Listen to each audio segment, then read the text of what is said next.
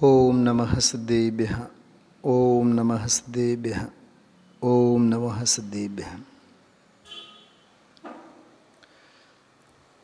આત્મ બને પરમાત્મા હો શાંતિ સારે દેશ में है देशना सर्वोदयी महावीर के संदेश में महावीर के संदेश में.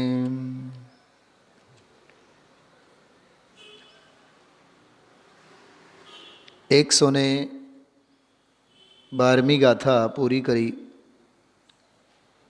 5 ઇન્દ્રિયના વિષયો અને પાંચે ઇન્દ્રિયોના વિષયોમાં વિષયાંત એવા 5 જીવોના હશ્ર અને એમની દયનીય દશા, પ્રાણાંત મૃત્યુ દશા કેવી રીતે બને છે, એક એક ઇન્દ્રિય વિષયના એક એક દાખલાઓ આપ્યા. એ માત્ર કથા અને વાર્તા માટે નથી, આપણી કરુણતા સમજાવવા માટે છે. ગઈકાલ રાત્રિના સ્વાધ્યાયમાં આપણે 40 મિનિટ સુધી એની જ વાત કરી છે. બેન શૈલાબેન, ગઈકાલ રાત્રિના સ્વાધ્યાયમાં શરૂઆતમાં 1-2 મિનિટ બહુ માર્મિક વાત કરી. કુસુમબેન સાંભળ્યું છે રાત્રે? શું સાંભળ્યું છે બોલો?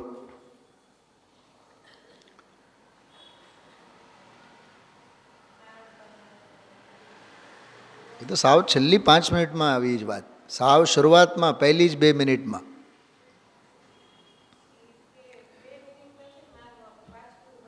સાંભળજો. અરહંત અને સિદ્ધોના અનંત સુખોમાંથી કાંઈ ન શીખ્યા, 5 ઇન્દ્રિયથી પીડિત જીવોના દુઃખોમાંથી તો શીખો. આચાર્ય ઉપાધ્યાય અને સાધુના વૈરાગ્યમાંથી કાંઈ ન શીખ્યા તો આ પંચેન્દ્રિય વિષય પીડિત રાગી જીવોના રાગ અને રાગજન્ય દુઃખોમાંથી તો શીખો. બહુ ઇમ્પોર્ટન્ટ વાત હતી.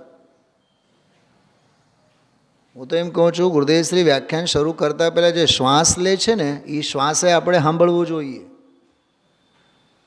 પ્રમાદ છે, પ્રમાદ. 2 મિનિટનો, 5 મિનિટનો, અડધી કલાકનો સ્વાધ્યાય છૂટી જાય, બહુ મોટો પ્રમાદ છે.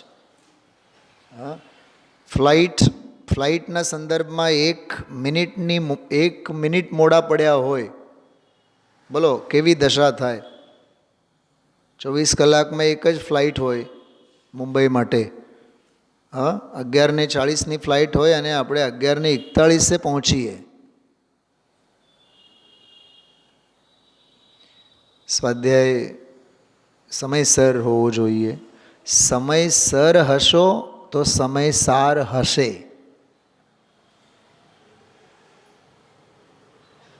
સમયસર દીકરા દીકરી, હા રાજુભાઈ, કુણાલ મોટો થયો, કંદર્પ મોટો થયો, 23 વર્ષનો થયો, 26 વર્ષનો થયો. હા, માવતરને કેવી ચિંતા હોય? બેન મંજુલાબેન, થાળે પાડો, ઠેકાણો શોધો, નહીં તો મગજ બગડે, આપણું મગજ બગાડી નાખે, એની રસ્તે જાય. કેમ? લૌકિક જવાબદારી કેવી રીતે આપણે બધું પાર પાડીએ, કુચ્ચે મરીએ એમાં.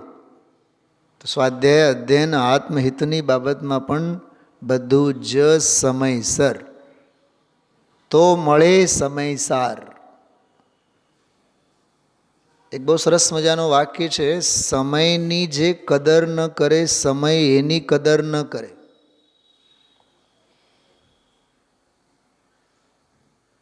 એમના ગુરુદેવશ્રી આજના પ્રવચનમાં ચાબકા એ જ માર્યા છે. 2 અબજ ને 40 કરોડ હેમરેજ જળ જેવી થઈને બેઠી છે. મળદું જોઈ લો બાઈ, મરીને જવાના ભૂંડ અને પશુના યોનિમાં. વૈરાગ્ય ને સમતા ભાવ વગેરે કાંઈ છે ને, એટલે દેવમાં તો જાય નહીં. બોલો, સરળતા સજ્જનતા રહી નહીં એટલે કાંઈ મનુષ્ય યોનિમાં તો જાય નહીં. માંસ માછલા ઈંડા તો ખાધા ન હોય એટલે કાંઈ નરકમાં જાય નહીં. ત્રણની છૂટી. હવે રહી કઈ ગતિ? ઢોરનો અવતાર નક્કી છે. એટલે મૂળ વાત સમજવી, સમયસર બધું, બિફોર ટાઈમ રહેવું હંમેશા. ચલો, આ તો એક વચ્ચે મેં એક હૃદયની વાત હતી, સલાહ સૂચન હતું કે એમાંય જીનવાણીની વિરાધના થાય છે. માટે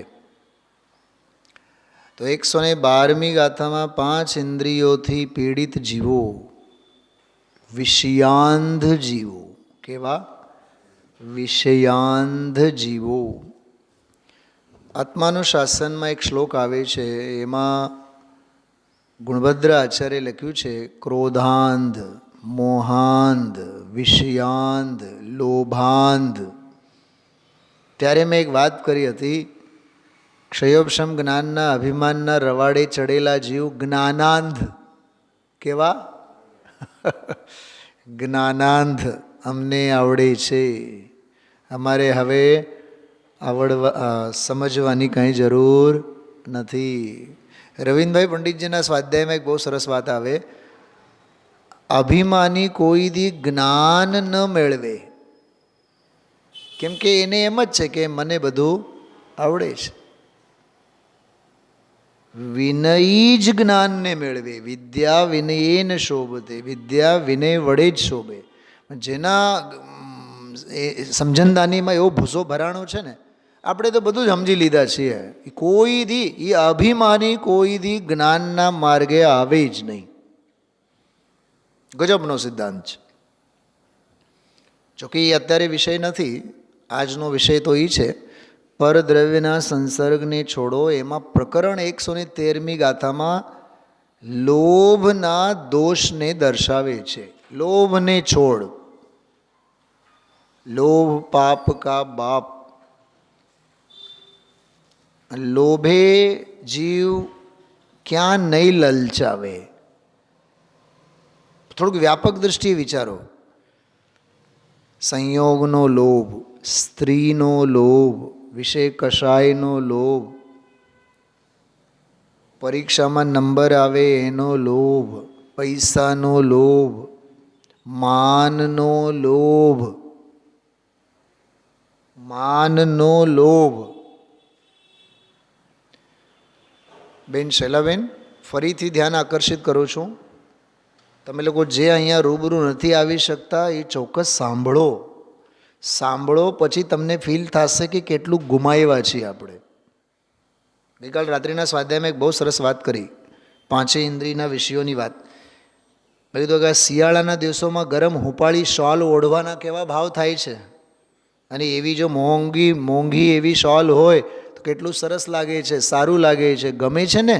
એ જે ગમતા ભાવ છે, સ્પર્શનેન્દ્રિયની વાસના છે, એ હાથી જેવા ભાવો છે એમ કીધું હતું. સ્પર્શનેન્દ્રિયની મૈથુન પરિગ્રહ, મૈથુન સંજ્ઞામાં હાથી સર્વોપરી છે. કૃત્રિમ હથની પર પણ મોહિત થાય. એ બધી પ્રોસિજરને મેં વાત કરી હતી ગઈકાલે. ડનલોપ બહુ ગમે. ઘણા કરોડપતિઓના એવા શાન, દર વર્ષે 2 વર્ષે 5 વર્ષે ફર્નિચર બદલાય. અને ઘણાને ત્યાં તો ફર્નિચર ઇન્ડિયાના ન હોય, એ ચાઇનાથી સ્પેશિયલ, સિંગાપોરથી સ્પેશિયલ ઓર્ડર આપીને મંગાવે. મંદિરે 1001 રૂપિયાનું દાન દેવું હોય તો 1000 વાર વિચારે, અને કરોડો રૂપિયાના ફર્નિચર મેડ ઇન ચાઇનાથી કન્ટેનરમાં બોલાવે. બોલો આ ભોગ લાલસા કેટલી છે, આ લોભનો વિસ્તાર. એટલે જ મેં આજે જે આ ભજન જે લીધું ને દીકરીનું, એ માટે જ લીધું, આત્મચિંતન કા. અને આપણે જેને જ્ઞાન અને ધ્યાન સમજીએ છીએ એ બધું ઇન્દ્રિયના વિષયોમાં જાય છે. મને એ કડી સાંભળતી વખતે વિચાર આવતા હતા, આપણે જેને યોગ સમજીએ છીએ ક્યાંક એ ભોગ તો નથી ને. અહીંયા બેઠા હોય, તત્વ સાંભળતા હોય, આપણને એમ થાય કે આપણે અધ્યાત્મનો યોગ કરીએ. ક્યાંક એવો તો નથી ને કર્ણેન્દ્રિયનો ભોગ ચાલતો હોય? ગણાયને એનો નશો જ હોય. બસ તમે સંભળાવ્યા રાખો. ગુરુદેવશ્રીનો શો મસ્ટ ગો ઓન. અમારે તો 1 કલાક સાંભળવાનો નશો, બસ અમારે એ નશો કર્યા વિના બોલો ને છીંકણી. કેમ કે 1 પહેલાં 2 પહેલાં તો કંઈ જમવાનું તો થાય નહીં, ઘરે ગમે નહીં, બહાર ફાવે નહીં, ઘડપણ તો માથે સવાર હોય, તો 1 કલાક 2 કલાક તો અમારે. અને પંડિતજી તમને રાખ્યું છે શેના માટે? સંભળાવવા માટે તો રાખ્યું છે કુસુમબેન. હા, આવું બોલતા શરમ અને સંકોચ નહીં થાય? આમાં જ્ઞાનની વિરાધના ન લાગવી જોઈએ? હા, તો લોભને ભૂસવાની વાત. અષ્ટપાહુડ ભાવપાહુડમાં ક્રોધ, માન, માયા, લોભ ચારેય કષાયોની પરાકાષ્ઠા સમજાવવા માટે 4 ગાથાઓ છે. એમાં માનના સંદર્ભમાં બાહુબલીનો દાખલો આપેલો છે. હું ભરતની ભૂમિ ઉપર ઊભો છું, બોલો એનો અભિમાન. ભરતની ભૂમિ ઉપર મારે ઊભું રહેવું પડે છે, એટલે હું તો અંગૂઠાને સહારે આમ ઊભો રહું. આમ આમ પગના તળિયા આમ નહીં, પગ આમ નહોતો મૂક્યા બાહુબલી, આમ આમ ટોચે.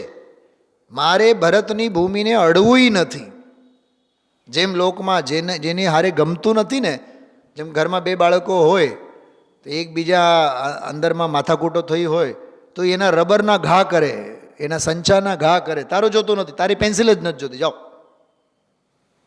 અનંતાનુબંધી માન કશાય છે.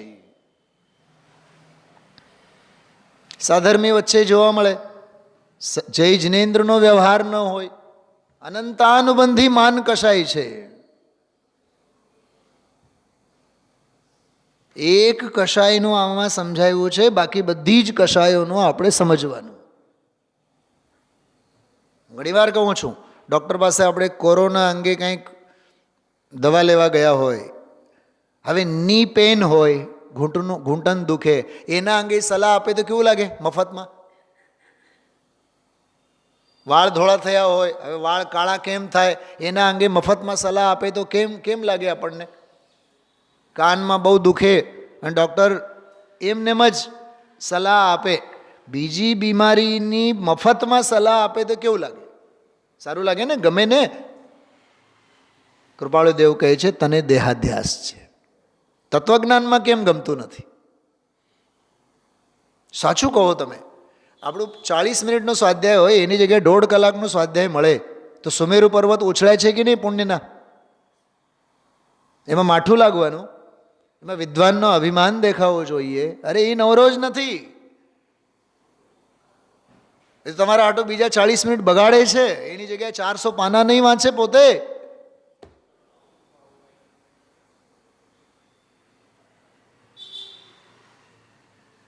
શું સાંભળો છો આપ સૌ? શું કહેવા માગો છો? દુનિયાના લોભ છોડો, તત્વજ્ઞાનના લોભી થાઓ. વ્યસનમ શ્રુતૌ. શ્રુતૌ એટલે તત્વજ્ઞાન. એમાં વ્યસન પાડો, ટેવ પાડો. 100, 200, 500 પાના વાંચ્યા વિના, 2, 4, 6 સ્વાધ્યાય સાંભળ્યા વિના, આ આચાર્યોના સત્સંગ કર્યા વિના ચૈન ન પડવી જોઈએ. લોભ સેવો હોય તો આત્મલાભનો લોભ. ભાવનાબેન શું કીધું? આ લખી રાખો વાક્ય. પેન ડાયરી છે કે નહીં?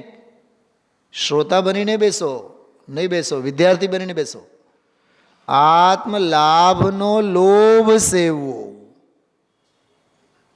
સંસાર શરીર અને ભોગોનો લોભ નહીં, આત્મલાભનો લોભ સેવવો.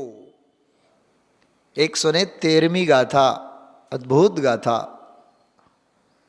જોય લોહ પરિચય લોહુણ ભલવું હોય. કેવું સરસ કહે છે, લોહુણ ભલ્લવું હોય. આ સુવિચાર છે, સુભાષિત છે. આ લોભ કોઈ દી ભલું ન હોય છે ને. લોભ કોઈ દી ભલું ન હોય અને લોભે કોઈ દી કોઈનું ભલું ન થાય. એક પ્રશ્ન પૂછું છું. કાણા જેમાં પડેલા હોય એવા માટલામાં, એવો માટલો કોની પાસે તમે જઈને ભરીને લાવી શકો? બતાવો. કઈ જગ્યાએ ભરાય, કયા કાળે ભરાય અને કઈ રીતે ભરાય? કેટલા પ્રશ્નો પૂછા મેં? 4. ચાર પ્રશ્નો કાં પૂછા? ફરીથી સાંભળો. શેનાથી ભરાય, કોણ એને ભરે, એમ સમજો ને, કોણ એને ભરે કે શેના વડે એ કાણાવાળો માટલો એ આપણે ભરી શકીએ, ક્યાં જઈને આપણે ભરી શકીએ. વિદેશ ક્ષેત્રમાં જઈને ભરશો તો, ક્ષીર સમુદ્રમાં જઈને ભરશો તો ક્ષીર સમુદ્રનું જળ તો ભરાશે ને. કયા કાળે ભરાય અને કઈ રીતે ભરાય? તમને કંઈક સમજાય છે હું શું કહું છું? આ ચતુષ્ટયના 4 સવાલો છે. કાણાવાળો માટલો કોઈ દ્રવ્યથી નહીં, કોઈ ક્ષેત્રે નહીં, કોઈ કાળે નહીં, કોઈ ભાવે નહીં, ભરાય જ નહીં. જેની બુદ્ધિમાં મોહ રાગ દેશના મોટા મોટા કાણા પડેલા છે, એ તત્વજ્ઞાનથી એનું મગજરૂપી માટલું કોઈથી કોઈ કાળે, કોઈ ક્ષેત્રે, કોઈ ભાવે નહીં ભરાય. સમો શરણમાં સાક્ષાત જાય તોય નહીં ભરાય. અમેરિકામાં એક ભાઈ છે, નામ મને નથી ખબર, હૈદરાબાદના છે. ક્યાં ગયા હૈદરાબાદવાળા? હૈદરાબાદના ભાઈ છે. એને મને આજે એક સવારે યુએસથી સ્વાધ્યાયમાં અહીંયા હતા ને બોર્ડ આપણા, કે ઓલું છે જો બોર્ડ ત્યાં નાનકડું નથી, એ કોણ વાંચે કોણ જોઈએ ખબર નહીં, પણ ત્યાં કંઈક મંદિરમાં એવી વ્યવસ્થા છે જેમ સોનગઢમાં છે, તારીખ, વાર, તિથિ, ગાથા, પ્રવચન, પાના નંબર, બધું રેડીમેડ જોઈએ ને. રેડીમેડનો જમાનો છે. હા, કોને યાદ રાખવાનું ને ગઈકાલે કઈ તારીખ હતી અને કયો દિવસ હતો ને કયો પ્રવચન, કઈ ગાથા, કયું શાસ્ત્ર. આવ્યા તો સાંભળીશું, નહીં તો પછી ઘરે. તો એ આખું બોર્ડ એને ત્યાં લખેલું, એ બોર્ડનો ફોટો મને મોકલ્યો. એને એમ કે ભાઈ પંડિતજી વખાણ કરશે. શૈલાબેન, મેં એને રિપ્લાય આપ્યું છે, વ્યવસ્થા હો કે ન હો, મતિ વ્યવસ્થિત હોવી જોઈએ. કંઈક સમજાણું? આ મારા ઉદ્ગાર હતા. પછી મેં નીચે અમૃતચંદ્રાચાર્ય દેવનો પ્રવચન સારનો વાક્ય લખીને મોકલ્યો, વ્યવસ્થિતા મતિર મેં, મારી મતિ હવે વ્યવસ્થિત થઈ છે. સમજે તો એને દ્વાદશાંગ સમજાઈ જાય, 12 અંગનો સાર સમજાઈ જાય એને. એટલે બહારની વ્યવસ્થા અને તામઝામમાં ક્યાં પડેલા છો? મતિને વ્યવસ્થિત કરો. લોભથી ભલું ન થાય, લાભથી ભલું થાય. કેમ કે લાભ ઉપરનો ભારો છે ને, એ લોભ છે, એ બોજો છે. એ ઉપરના દંડાને કાઢી નાખો. આત્મલાભ, ધન લોભ નહીં, આત્મલાભ. યશ લોભ નહીં, આત્મલાભ. સંસાર શરીરના લાભ નહીં, આત્મલાભ. લોભે મરે જનાર જીવને લાભની વાત ક્યાં ગમે? અચ્છા, આજે 113 નંબરની ગાથામાં આપણે હમણાં વાંચું, લોહુણ ભલ્લવું હોઈ, લોભો ન ભદ્ર ભવતી. જો સંસ્કૃતમાં જો નીચે, લોભો ન ભદ્ર ભવતી દેખાય છે કે નહીં બધાને? હા, ટાંકો એને એક સુવિચાર તરીકે ટાંકો. પોતાના નોટબુકમાં, ડાયરીમાં, ડાયરીનો એ સૌભાગ્ય છે કે આવા સુવિચારો એમાં અંકિત થાય. બેન, ભાવનાબેન, ફરીથી બોલો છો.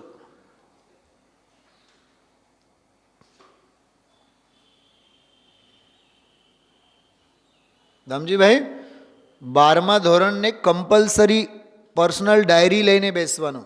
હું તમને કહેતો નથી, કોઈ દી વળતોય નથી. 12મા ધોરણના છોકરાઓને ડાયરી વગર બેસવા નહીં દઉં ક્લાસમાં. અને ડાયરીમાં ટેક્સ્ટ બુકનું કાંઈ નહીં લખવાનું. લેક્ચરમાં આવેલા સુવિચારો, સુભાષિતો, કોટેશન્સ, રેફરન્સ, સંદર્ભો, વાર્તાના પોઈન્ટ એ જ લખવાનું. અને કમ્પલસરી 1 પાના લખવાનું જ તે. 35 મિનિટનો પીરિયડ હોય પણ 1 પાના લખવાનું. 1 પાનામાં કેટલી લીટી હોય કોઈ દી ગણ્યા છો? 22, 24, 32 લીટી હોય. ફૂલ સ્કેપ પેજ હોય તો 32 હોય, ક્યાંક ક્યાંક 34 હોય, 31, 32, 29 લીટી હોય. એટલું લખવાનું જ. એટલે 30-35 મિનિટના પીરિયડમાં એને 30 લીટી લખવાની કમ્પલસરી. ઘણું શીખવા જેવું છે જીવનમાં. આપણે શીખ્યા જ છીએ ને, એટલે હવે શું શીખવાનું? હા, હવે જોજો હું શું કહેવા માગું છું. આ 113 નંબરના ગાથામાં કીધું, લોહુ ન ભલ્લવ હોય, લોભો ન ભદ્ર ભવતી. અચ્છા, ભદ્ર શબ્દનો વિરુદ્ધાર્થી શબ્દ બતાવો, મોટેથી બોલો. અભદ્ર. તો લોભ ભદ્ર નથી, એટલે લોભ જેવો કોઈ અભદ્ર નથી. બરોબર? અભદ્ર, અભદ્ર માણસ નથી કહેતા આપણે ગુજરાતીમાં. મગજનો ગયેલો, ફાટેલો એ અભદ્ર. વચન અભદ્ર, તોછડાઈ જેમાં હોય ધનજીભાઈ, એને અભદ્ર વચન કહેવાય. મગજના પ્રદૂષિત હોય એ અભદ્ર માણસ કહેવાય. સડેલ મગજવાળો, હડેલો છે એમ કહીએ આપણે. તો લોભ અભદ્ર છે, લોભ જેવો અભદ્ર નથી. આમાં કીધું 113મી ગાથામાં. 111મી ગાથામાં આવો જ એક સુભાષિત આપણે વાંચી ગયા હતા. મોહુણ ભલ્લવ હોય, મોહ ભદ્ર નથી, મોહ જેવો અભદ્ર નથી. મોહથી ભદ્રતા નથી, મોહથી કોઈનું ભલું થયું નથી. બોલો, નિર્મોહે કોઈનું કલ્યાણ રહ્યું નથી. નિર્મોહ થયેલાનું કલ્યાણ બાકી રહ્યું નથી, અને મોહે રાચતાનું ભલું થયું નથી. સમજ में आ रही बात आपको? मोहासक्त का कभी भला हुआ नहीं है, और निर्मोह जो हुआ उसका कल्याण होना बाकी रहा नहीं है. यदि आत्म कल्याण करना हो तो निर्मोही बनो, यदि आत्म कल्याण करना हो तो निर्लोभी बनो. આ બે વાત 111 અને 113. લોભે આજ સુધી કોઈનું ભલું થયું નથી. રજુભાઈ પ્રવચનનું પુસ્તક લાવો. લોભે આજ સુધી કોઈનું ભલું થયું નથી, મોહે કોઈનું ભલું થયું નથી, કેમ કે થવા લાયક નથી. આજ સ્વામીજીનો બેન શૈલાબેન 50 થી 55મી ગાથા સમય સારજી. અરે રાજુભાઈ, અરે ઉપર મૂકેલા ઓલા 50 થી 55 ગાથાઓ અજીબ અધિકારની, 29 ભાવો. એના સંદર્ભમાં એક 10-12 મિનિટનું બહુ જ સરસ એક પ્રકરણ સાંભળ્યું. 9 શબ્દો ગુરુદેવશ્રી બોલ્યા. સોનાથી બનેલું કરવત સુવર્ણ જ છે, સોનું જ છે, સોનુમય છે, સોનુમયતા છે. સુવર્ણ છે, સુવર્ણમય છે, સુવર્ણમયતા છે. 3 શબ્દો થયા. એમ પૂદગલથી બનેલ ગુણસ્થાન, માર્ગણા સ્થાન વગેરે પૂદગલ જ છે, પૂદગલમય જ છે, પૂદગલમયતા છે. 6 અક્ષરો થયા, 6 શબ્દો થયા. હવે બીજા 3. જ્ઞાન ભાવે બનેલો જ્ઞાન, જ્ઞાનના ભાવો બધા જ્ઞાન જ છે, જ્ઞાનમય છે, જ્ઞાનમયતા છે. સુવર્ણ, સુવર્ણમય, સુવર્ણમયતા. પૂદગલ, પૂદગલમય, પૂદગલમયતા. જ્ઞાન, જ્ઞાનમય, જ્ઞાનમયતા. એટલી મજા આવી શૈલાબેન. મને તો એવા ભાસ થયા જાણે કે વિદેહ ક્ષેત્રે જઈને આપણે સાંભળી આવ્યા કેટલી? 5 મિનિટ. હું એમાંનો સિદ્ધાંત તમને કહેવા માગું છું. લોભ એ પૂતગલ પ્રત્યે પ્રીતિ રાખનારા એ પૂતગલ છે, પૂતગલમય છે, પૂતગલમયતા છે. સમયસારમાં દાખલો આવે, ભેંસનો ધણી કોણ? બોલો બોલો પ્રતાપભાઈ, ભેંસનો ધણી કોણ? બોલો તો ખરા. પાડો. તો ફ્લેટ મારી, મકાન મારો, ગાડી મારી, એ પૂતગલનો ધણી તું થઈને ફરે છે ને, તો પૂતગલનો ધણી કોણ હોય? અચ્છા, ભેંસ પશુ ગતિનો જીવ, પાડો એ પશુ જ છે ને, તો પૂતગલનો વર પણ કોણ હોય? તો જડનો વર પણ જડ છે. તો ગાડી મારી, વાડી મારી, લાડી મારી, દુકાન મારો, ધંધો મારો, પૂતગલનું ધની પત્તુપનું લઈને ફરે છે, તું ઈ જડ જ છે. જડમાં આત્મબુદ્ધિ કરનારો પણ પોતે જડ જ છે. પૂતગલ કા ક્યા વિશ્વાસા, કેદી વિચાર કરીશ, કેટલી દોડ ધન સંપત્તિ સંયોગ પાછળ.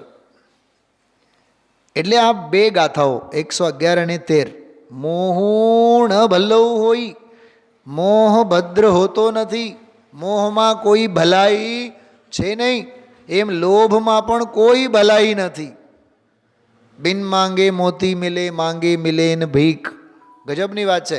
જેને પ્રસિદ્ધિ જોઈએ એ અપયશને નોતરે છે, અને જે યશ કીર્તિ, જેને યશ જોતું નથી એને યશ કીર્તિ મળે છે. ગજબની વાત છે. મોદી સાહેબ જ્યાં જાય ત્યાં એ કાંઈ સામેથી કહે છે કે મને શોલ ઓઢાડો? આ વિદ્વાન જ્યાં જાય ત્યાં કંઈ કહે છે કે મને શોલ ઓઢાડો? અરે શોલનો સૌભાગ્ય છે કે આવીને વિદ્વાનના કાંધે પડે છે. અમે પુરસ્કારો પાછળ દોડતા નથી, પુરસ્કારો વિદ્વાનની પાછળ દોડતા આવે છે. તમે ક્યાં બેઠા છો? કઈ આઈક્યુમાં તમે બેઠા છો? માન જોઈએ, પાન જોઈએ, પૈસા. અરે લાખ વાર લાથ મારીએ છીએ. પરમ દિવસના રાત્રિના સ્વાધ્યાયમાં મેં કીધું હતું, અન્યાયનું ધન તો જોતું નથી, અમારે તો ન્યાયનું ધન જોતું નથી. રમજીભાઈ શું કીધું? કંઈ યાદ આવ્યું? અન્યાયનો આજીવિકા એ તો પાપ, મહાપાપ, પણ ન્યાયની આજીવિકા પણ પુણ્ય ક્યાં? એ પાપ. અમારે તો બેવું નથી જોતા, આજીવિકા જ નથી જોતી, માન જ નથી જોતું. અને અભિમાની પાસેથી માન શેનું લેવાનું? એ તો ભિખારી પાસેથી ભીખ લેવા જેવું થયું. શું સમજાણું? જો બધાય ભિખારા. શું બધાય ભિખારા? એટલે બધાય માનના લોભિયા. શું સમજાય છે? જેમ કોઈ બાઈ તૈયાર થાય ને, અરીસાની સામે આમ લટકા ઝટકા કરે, 4 વર્ષના બાળકને પૂછે હું કેવી લાગુ છું? અરે લોભમાં મરે જાય છે તું. આવા ઘાટ છે. તો લોભિયા પાસેથી લોભની અપેક્ષા કેવી રાખવી? અભિમાનીઓ પાસેથી, માનના લોભિયા પાસેથી સેના માનની? તું જ્ઞાનમાં રહે, માનમાં ન રહે. તું જ્ઞાની છે, માની નથી. કંઈક સમજાય છે? કેવો જોરદાર છે આ વિષય. મોહ ભલું નથી, લોભ ભલું નથી.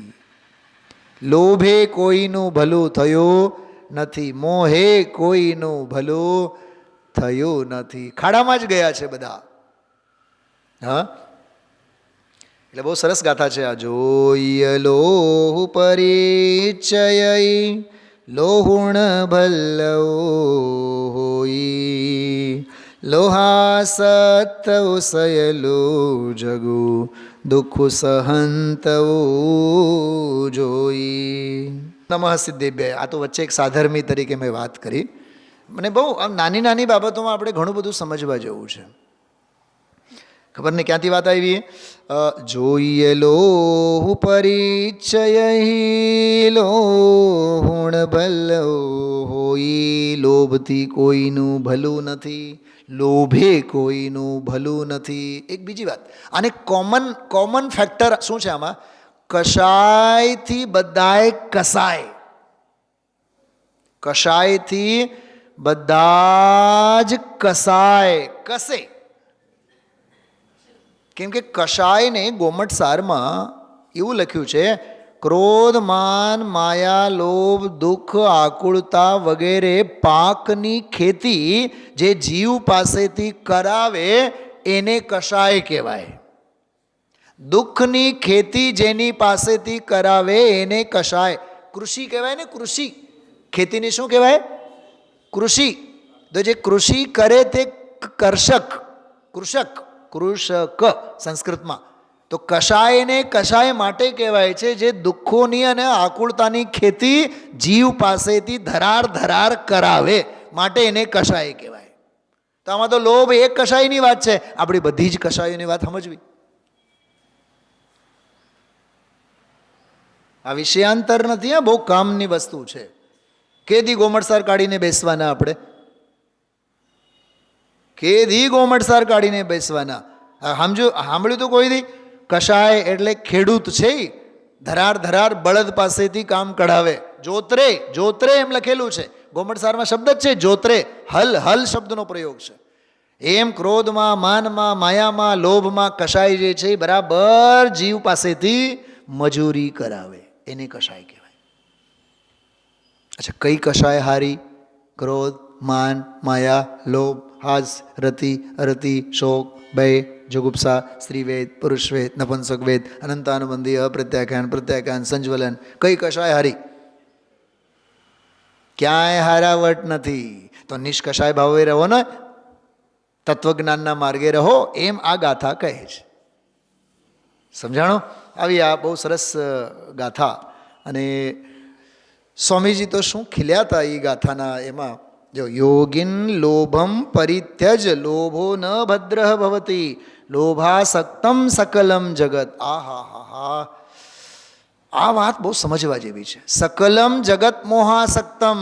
ધનજીભાઈ, આખી દુનિયાને લોભે ખરડાયેલ એમ જુઓ, બધાએ હોળી હળગે છે.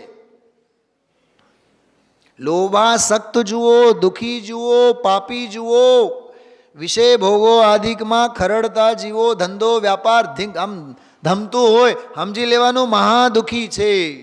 હા, મહાદુખી યારા છે. હું તમને પ્રવચનસારની વાત કરું, સાંભળો. પ્રવચનસારમાં બહુ જ અદ્ભુત સુખ અધિકારની જે ગાથાઓ છે એમાં તો એટલું સરસ વિષયનું ચિત્રણ છે સુખાધિકારમાં.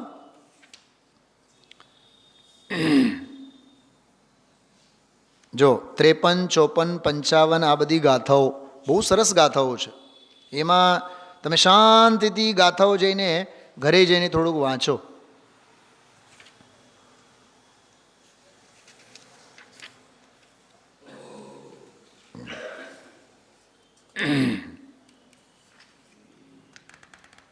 જો સુખ અધિકારમાં અર્થોનું જ્ઞાન અમૂર્ત મૂર્ત અતીન્દ્રિને ઇન્દ્રિય છે સુખ પણ એવું જ ત્યાં પરધાન જે તે ગ્રાહ્ય છે. અહીંથી લઈને આ બધો સુખ સંબંધીનો બહુ સરસ વિષય છે.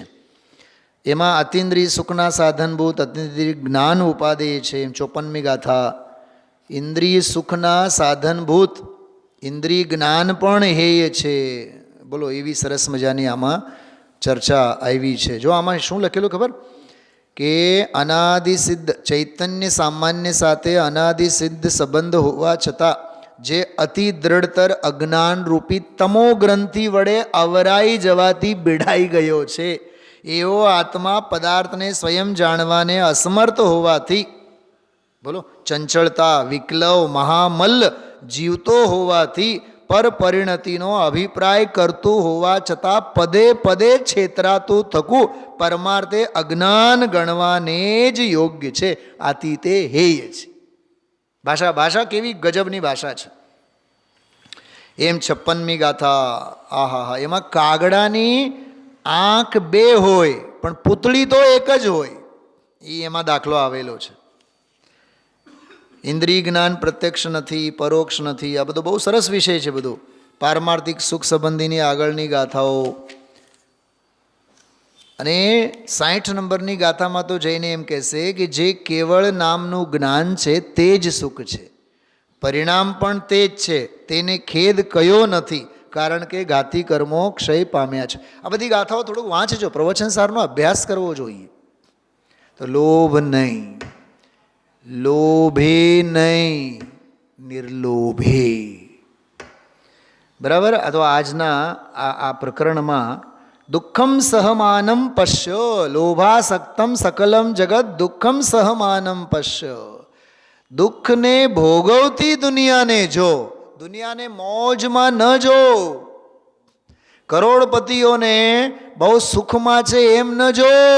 પ્રતાપભાઈ કાન ખોલીને સાંભળો, સાહેબ વેવાઈ બહુ સુખી એમ ન જો. એમ કે છે વેવાઈ મહા દુઃખી છે એમ જો. બોલ્યા છે આજે ગુરુદેવ બોલ્યા છે. બહારની જાહો જલાલી અને વિષય ભોગ 5 ઇન્દ્રિયમાં જે મહાલતા જીવોને નરકે જવાની તૈયારી છે, ઢોર પશુ ગતિમાં જવાની તૈયારી છે. બ્રહ્મચારી રવિન્દ્રભાઈનો એક બહુ સરસ ઉદ્ગાર છે, ભાગ્યશાળી તેઓ નથી જેમને સુવિધાઓ મળી છે, ભાગ્યશાળી તો તેઓ હોય છે જેમની સુવિધાઓની ગરજ નથી.